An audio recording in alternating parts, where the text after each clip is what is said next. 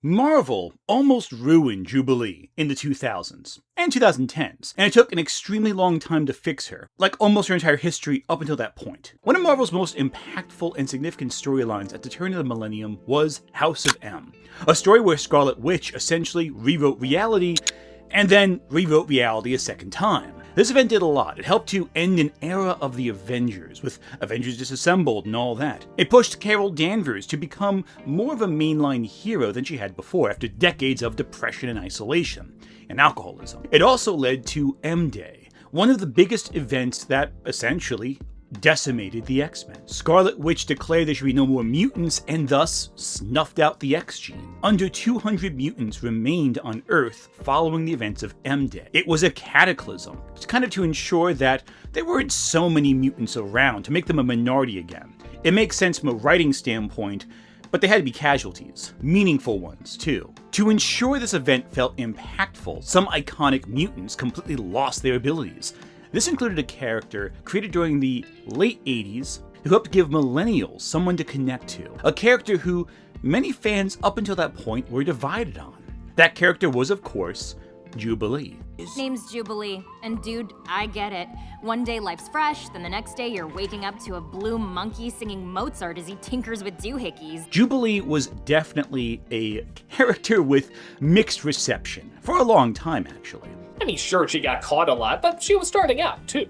But by the time the first season went by, not only was she getting caught a lot, but she was a whiner. We wanted to feel like that kid who was part of the team, but she mostly just complained until somebody would come along and save her. And we didn't want that representing us. We wanted to fight right alongside them, not be saved all the time. I think modern fans have kind of a nostalgia for Jubilee, thanks to the animated X-Men series from the 90s, and that's something that X-Men 97 has managed to follow up on with incredible success, especially in Season 2, where she's become something of a standout character. But many older fans felt Jubilee was, in general, this annoying little brat, meant to pander to a younger audience and annoy the audience who had already been reading X-Men up until that point. Mainly the Chris Claremont run. She was introduced in Uncanny X-Men 244 as an orphan living in a mall who was attacked by mutant hunters. During this time, she was saved by Storm, Rogue, Psylocke, and Dazzler. Yes, comics were doing all-female team-ups back in 1989. Jubilee just sort of followed the X-Men home and kinda just hung out in the mansion, becoming part of the team. What solidified Jubilee's role in the X-Men, I think, was when she saved Wolverine from the Reavers, who had crucified him on a giant X. By the way, that scene from Deadpool and Wolverine, that one, if you didn't know where it comes from, it's from this comic. Jubilee is the one who saved Wolverine's life, and in return, Wolverine took Jubilee under his wing. Wolverine never forgot what Jubilee did and felt a debt to her. This happens a lot with Wolverine. He takes a lot of young mutants under his wing and tries to help them out. Being a lost soul himself, he recognizes other lost souls and helps hone their abilities. But we had seen this storyline play out just recently in the comics. I think a lot of writers struggle with Jubilee because they did this already. There was already a younger character meant to hone into a millennial audience, and that was Kitty Pryde.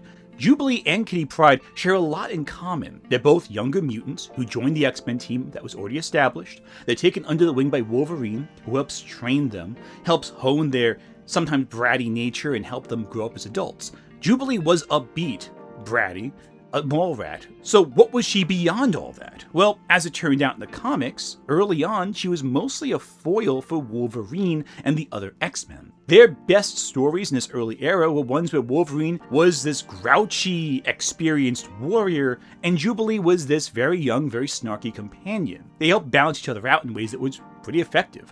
Maybe more so than Kitty Pryde, who very quickly adapted to being this more mature character in her miniseries with Wolverine. There was also that whole arc where Jubilee crosses over with Batman. That's a thing, and Jubilee and Tim Drake have kind of a love affair, which is interesting in hindsight. Even back in the 90s, they were really trying to screw Stephanie Brown out of a relationship with Tim Drake, but I digress. Wild crossover fic. They really should bring that back. I think it's a fun ship. But eventually, something had to change. You see, Kitty Pryde came into her own really in her own comics. First with the mini with Wolverine, but then she started working with Excalibur. She formed close bonds with characters like Magic and Rachel Summers. And they were roommates.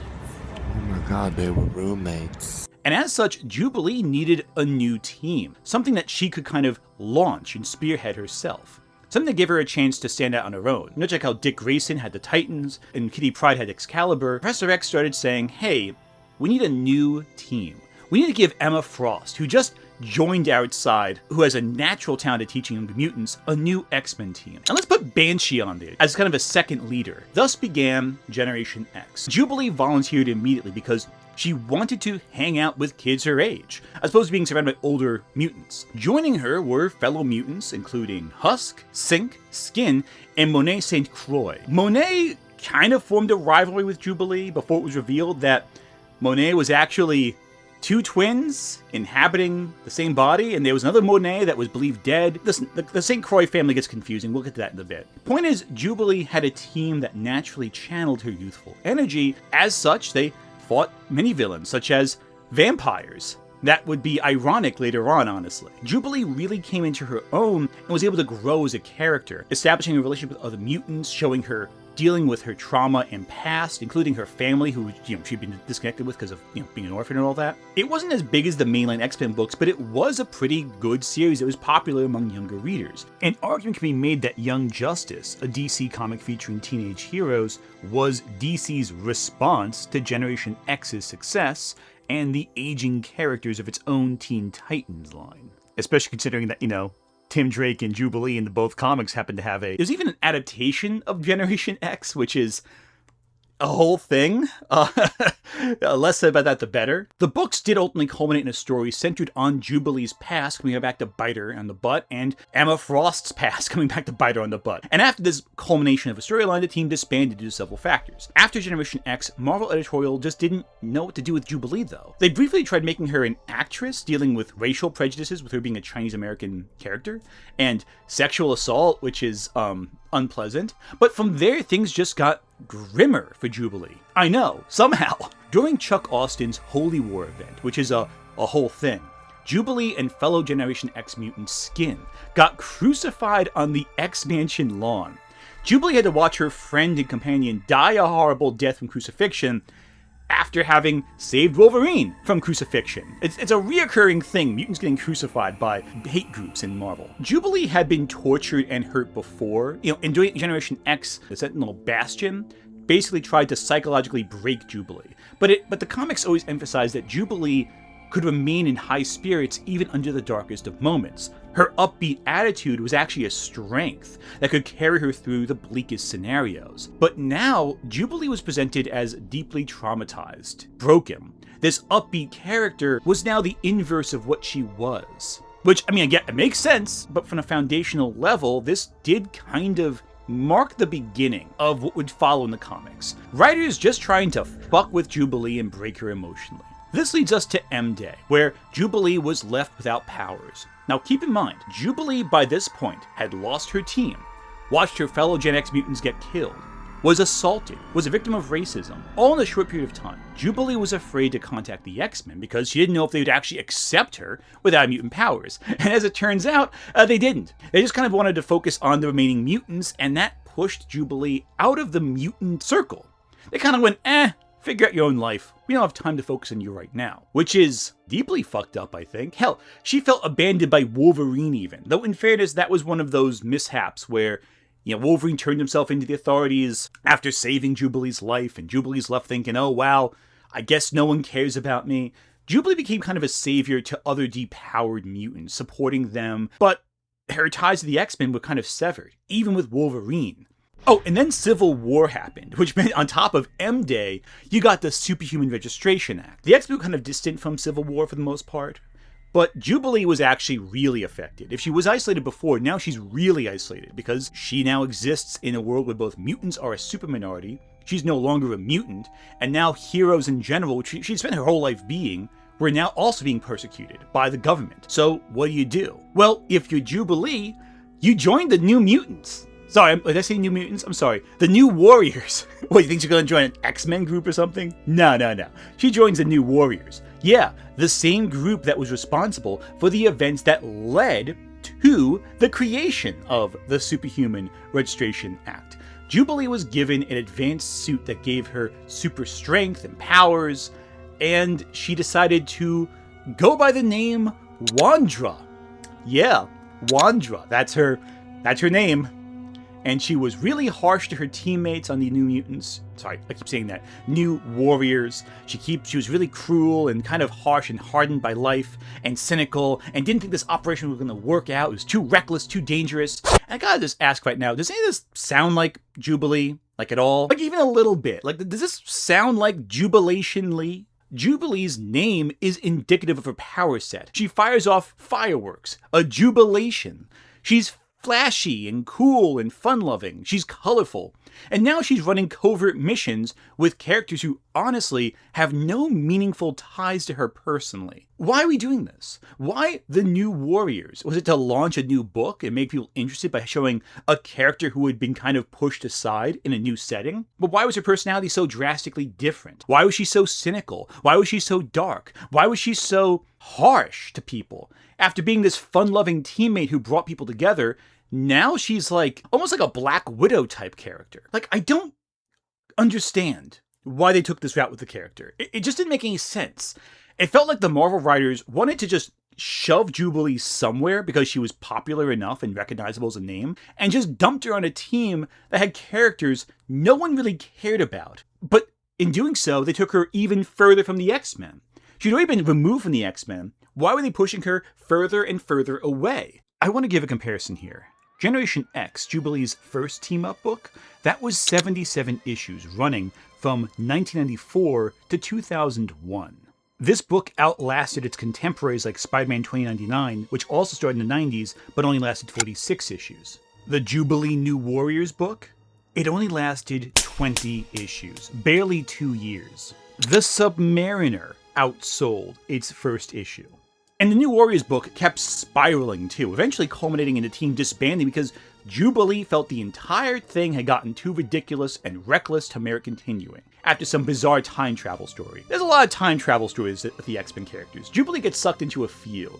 I feel like whenever the writers fail to figure out what to do with Jubilee, they just bring time travel in to make her seem like she's important later on. Even in X-Men 97, they kind of do that to an extent. Now, at this point, the mutants had gathered on an island off the West Coast known as Utopia, because that worked so well the last time with Genosha, I know. Jubilee felt she didn't belong in Utopia because she was, not really a mutant, and the last time she talked to the X-Men, they kind of cast her out. But she did try to reconnect to Wolverine to an extent. Now, for many, this felt like the start of maybe a return to form, bringing Jubilee back into the X family. And she did, but look, listen. Bad writing choices, right? They kept her isolated for a while, but what character hasn't been screwed up by bad writing choices? This was what Jubilee needed to get back on track, to join the X-Men again, to be brought back into the fold. Now I'm just fucking with you. They turned her into a vampire.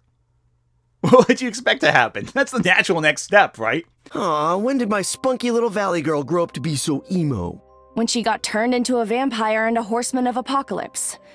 So yeah, not a whole lot left to laugh about. X-Men's third volume starts with the Curse of the Mutant storyline, which basically has a kamikaze vampire blowing up nearby Jubilee, and Jubilee is coated in vampire blood, which turns her into a vampire, or at least partially so. She's then drawn to Zaris, one of the sons of Dracula, who completes Jubilee's transformation into a thrall, into a vampire servant of his.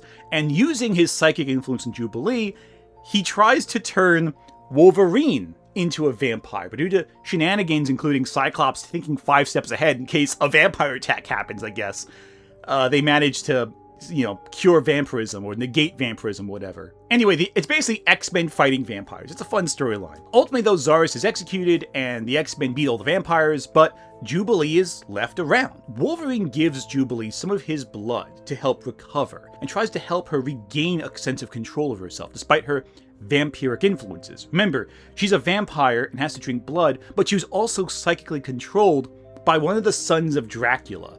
She's kind of struggling right now, and that's not a bad place to start. The starting point for Jubilee's vampire arc is actually kind of interesting. It does give her a tie to the X-Men again. Wolverine is there to support her after all of Wolverine's years of being supported by others, Wolverine started as a feral influence. He was left in the wilderness after Weapon X with no memories. He had to regain control of himself.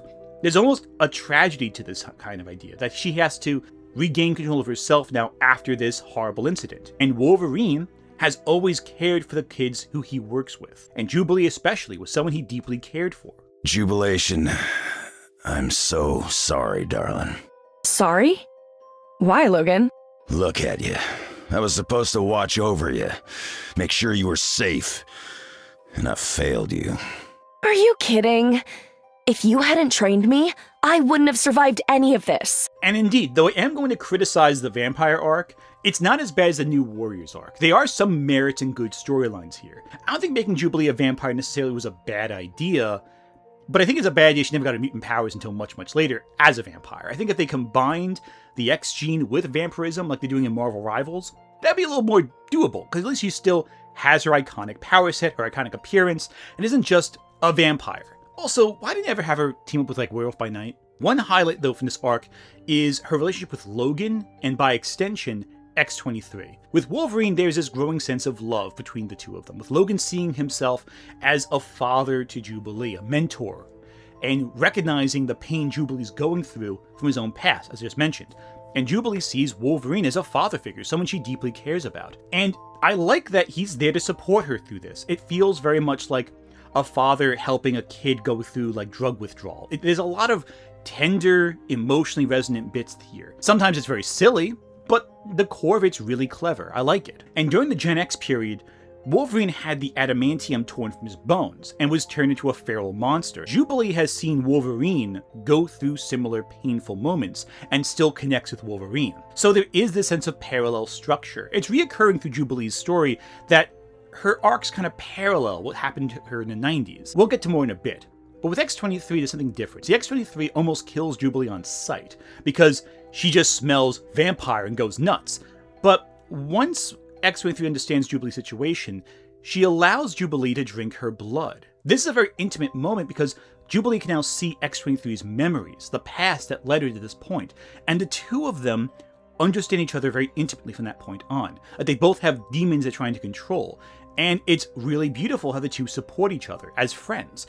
I also like the idea of this contrast. Jubilee is this bubbly, lighthearted character. By the way, she's back to being bubbly again, which is interesting because she's a vampire, but, you know, she's tortured, but she's also a mole rat at her core. Way better than with New Warriors, I'll tell you it right now. Well, X-23 is this feral warrior, but the two bond so well because of this shared experience. And they have some storylines that are, you know, small stories. They're not like huge ramifications for the characters going forward, but they're fun little stories. I like the dynamic. It's fun. We can do. And also, most importantly, Jubilee's in the X-Men again. She's not really a mutant anymore, but she was one, and she feels like an important element of the story as part of an outgroup to depowered mutants. She's that connection, the post-M Day and pre-M Day. But so far I'm talking about character dynamic. What about the stories? Well, that's the problem. These elements are actually tertiary to the actual stories told with Jubilee, which were lackluster. Considering Jubilee was just now a vampire without mutant abilities, you'd think they'd maybe lean into the vampirism a little bit. And they do, kinda.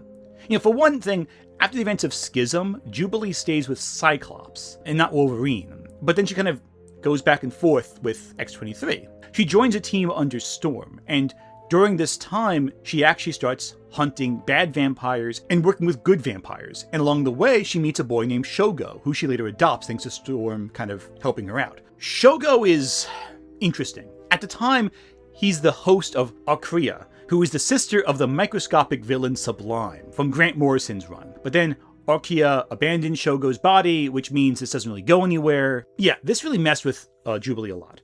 You see, this really ages Jubilee dramatically. Jubilee was always seen as a young teenage character, but now she's a mom, raising a young boy, and this boy doesn't really feel like he's going anywhere either.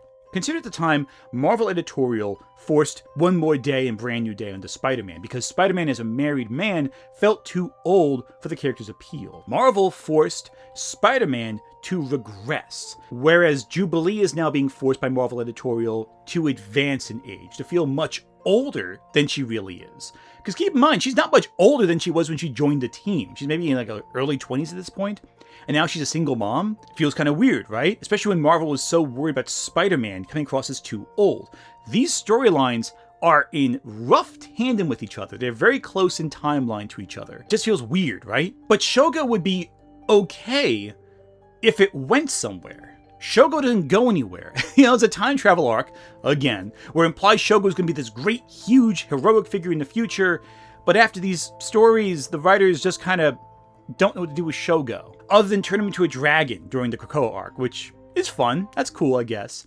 But one interesting change, Jubilee as a teacher, as a leader of her own X-Men team, the new leader of Generation X. This makes sense because Jubilee was an experienced X-Men now. As a millennial growing up, yeah, she'd get a different job. She'd have a different position in the X-Men. She's not just the bratty kid who everyone worries about. She's not just the student, now she's a teacher. If only other eternally young characters had a chance to grow up, I can't think of any other ones that did that, but I digress. Though, I think bizarrely enough, the best story to use Jubilee wasn't an X-Men title at all. It was actually Patsy Walker, aka Hellcat. In this cutesy slice of life story that was kind of like fun adventures with Hellcat, Jubilee is hired as an assistant to the titular hero.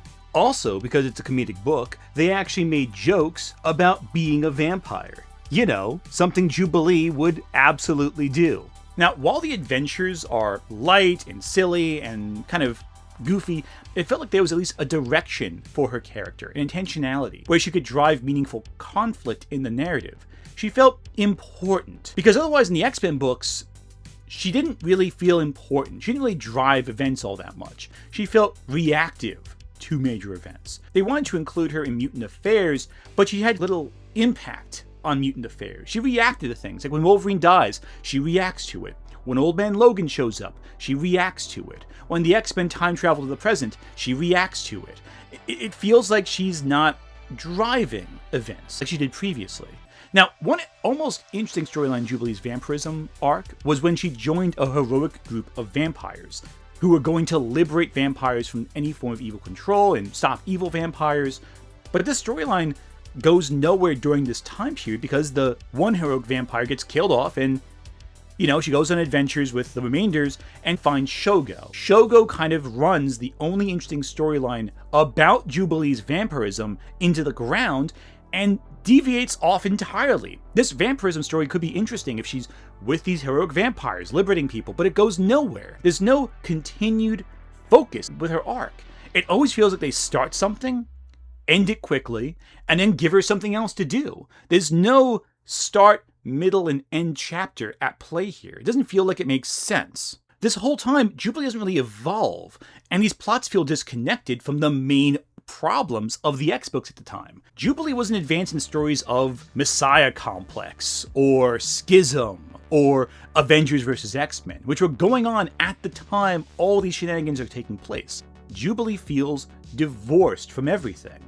She is just embarking on these storylines that are focused on her specifically, but feel disconnected from the general vibe and focus of the X-books as a collective. The main mutant conflicts go nowhere with Jubilee. Also, don't forget, other mutants have undergone feral arcs or lost powers. You know, Wolverine, like we said before, during the Gen X timeline with Jubilee, he was feral. Storm famously lost her powers and had to work to restore them, starting in Uncanny X-Men 185 and culminating in the Life-Death arc, where she and Forge have a romance and, you know, regain the powers. This was adapted in X-Men 97. It's an iconic storyline. But the difference here is that these powerless arcs, they lasted a couple years, and then the status quo came back. Jubilee lost her powers in 2005, and regained them in 2018 in Generation X Volume 2, Issue 86. It took 13 years for Jubilee to be Jubilee again. And how did she regain her powers? Well, as mentioned before, Jubilee was the leader of a new Generation X. I like this. This actually makes sense. This feels like a natural growth of her character. What's important to note at this time, Jubilee had a lot of devices helping her keep her vampirism in check. One device protected her from sunlight, you know, because vampires burn up in the sun. Now, while she's leading Gen X, the real Monet Sun Croix is back. Don't worry, it's comics, it's a whole thing. And she goes by M now. But she's also attacking the new Gen X team that Jubilee leads, after being possessed, essentially, by M-Plate, her vampiric mutant sibling. Comics. The whole thing, basically, is the closest Gen X really has to a nemesis, which is good. So we have direction now. We have a vampiric mutant who's feeding on the Morlocks and is targeting the Xavier Institute. And M-Plate tries to feed on the Xavier Institute students, and Jubilee fights to protect her kids. Her device is removed at one point, and she burns up in the sun fighting M-Plate. This feels like a culmination of something. Going back to the old Gen X storylines that she was a part of, and now her protecting her new students. She was once the student who was attacked, and now she's saving her students from an old enemy. And she's dying now. She's burning up. This feels like something's happening. Maybe the death of Jubilee, maybe she'll come back, maybe burning up in the sun will actually restore her X gene. Except no, she's saved by the Phoenix Force. Yeah, the Phoenix Force brings her back from the ashes as a mutant again, no longer a vampire, and with her original powers. So you probably want more explanation than that, don't you? First off, I would think I would have preferred if, like, the fight with M-Plate, maybe there's an absorption of the vampirism and that restored the X gene or something. Jubilee's death doesn't really feel like a sacrifice. It feels more like an accident. But then there's the Deus Ex Machina of the Phoenix Force coming in to save her. One of the most powerful forces in reality in Marvel Universe. The Phoenix Force was in a fragmented form, under the control of Kid Omega, one of the students under Jubilee as a part of Gen X. But Kid Omega, how did he get the Phoenix Force? Well, it's some weird shenanigans previously in the book where he was with Thor, and they had to fight the Phoenix Force thanks to Shi'ar, and it's ridiculous. Basically, they negotiated with a cosmic force of the universe, and the Phoenix Force gave Kid Omega a fragment, a one-time use of the Phoenix Force in the future. So when Jubilee is almost killed, Kid Omega uses his one fragment to save his teacher. This means that Jubilee's restoration is not connected to any action she took. It's Kid Omega's storyline that saves Jubilee. Now, on one hand, it does form a parallel with how she first saved Wolverine, saving her mentor and them working together. But the difference there is that this feels unearned. It wasn't Jubilee taking Wolverine off a crucifix and him healing. It was her dying in the sunlight and Kid Omega, an Omega-level mutant, using the Phoenix Force to restore her. Especially considering Kid Omega was an established character. He had 15 years of history at this point. Jubilee was a new character, and that was her real tie to Wolverine to really help establish the two as a collective whole. Kid Omega lost the Phoenix Fragment, and that pays off on his story. It's not a culmination of Jubilee's story. Also, what I just described, in total, it's 3 pages. 13 years of story resolved in 3 random pages. But you know what? Fuck it. We're done with the vampire shit. She's now a mutant again. She has her firework powers, and we're going into Krakoa. Good. Fans were just done with the fucking storyline now at this point. They were like, okay, fuck it. She has her powers back. Good. 13 years of aimlessness, over. We're done now. And it's so frustrating, because when you really think about it, what did any of this actually do? The big events are Jubilee's kicked out of the X-Men temporarily, becomes a vampire, joins the X-Men again, teaches New Mutants and Gen X, and is restored by her students. Those are the only parts of her story that actually furthered her arc. Nothing else I said actually helped resolve anything. Jubilee became a teacher. She fought an old nemesis, saved by students. What did the vampirism thing actually do to help her out? Did we even need the vampirism thing? What was the culmination of that? That she went off vampire hunting for a bit and then found a kid? Well, what did the kid do? What was Shogo's point in this storyline? He didn't really tie in with how this arc was resolved. And he still hasn't tied in with anything, by the way. He's still there, but he's not a major character. It just becomes more obvious when you compare Jubilee's arc to Kitty Pryde's arc. You see, Kitty Pryde was also a young mutant who started maturing, becoming a hero, joining other mutant teams before undergoing a great sacrifice. While Jubilee was left aimless, Kitty Pryde was in the Astonishing X-Men run by Joss Whedon. I know, it's Joss Whedon, but it's a good run. Hear me out on this one. In this storyline, she had to make a great sacrifice too. A bullet is being fired at Earth, and she uses her phasing power to allow the bullet to harmlessly pass through Earth. It was believed she had actually merged with the bullet, a sense of self in the process. But she's saved by someone else, Magneto, who pulls the bullet back and rips Kitty Pryde out of it. Do you know how long that lasted, though, for Kitty Pryde to quote-unquote die before being brought back? Astonishing X-Men 24 was published in 2008. She was returned 2 years later. She was only missing in the comics for a couple years. Not fucking 13! And then, shortly after that, Krakoa happened, and that kind of took the X-Men books in a different direction. Now, initially, the Krakoa books did more with the Shogo arc and the vampire stuff than the writers did when those were actually main problems for Jubilee. They both played into Jubilee's role in Krakoa, as well as Jubilee actually being put into major events, having to work with Apocalypse to help establish Krakoa. Something that Marvel Rivals actually seems to be lifting heavily with the whole Jubilee willing Horseman of Apocalypse thing, and a vampire again. So, what do we learn from any of this? Well, for one, if you take away the power set of a mutant or a character and change it completely, you kind of undercut the reason the character's there. Jubilee was meant to be a few things. A bratty, young, cheerful, youthful character who had firework powers, a flashy, vibrant figure. All of these changes took away Jubilee's vibrancy. She's no longer a breath of fresh air, she's someone who tags along and is dragged along stories. She no longer has an influence on what's going on.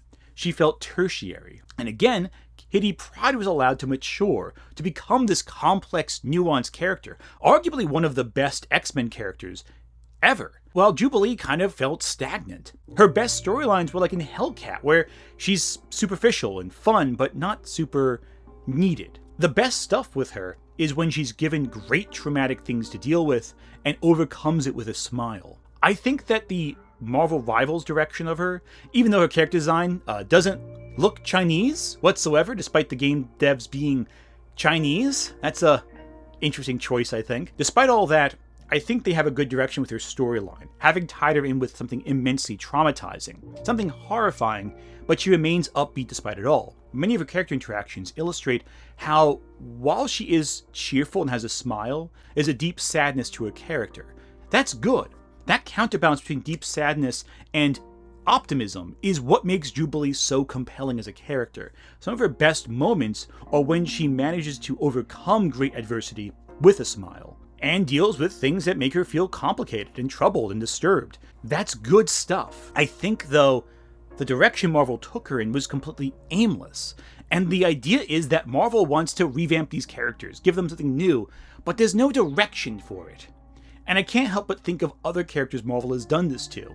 Like, Spider-Man. Oh yeah, that was the character that has a whole thing going on where his entire core character was revamped. Right now, Marvel's trying to give Green Goblin a revamp, making him kind of a hero in his own right. If we learned anything from Jubilee, it's that this storyline will spiral and spiral and spiral, go nowhere, before eventually being retconned in a shameless, silly, kind of bland sort of way. So if you're going to change a character dramatically, it should feel like an organic growth of where they've been so far. It shouldn't be, oh, a vampire blows up in your face. Oh, the Phoenix Force blows up in your face. It feels cheap and unearned. Jubilee deserves more than that. As we've seen with X-Men 97, a lot of people do like Jubilee.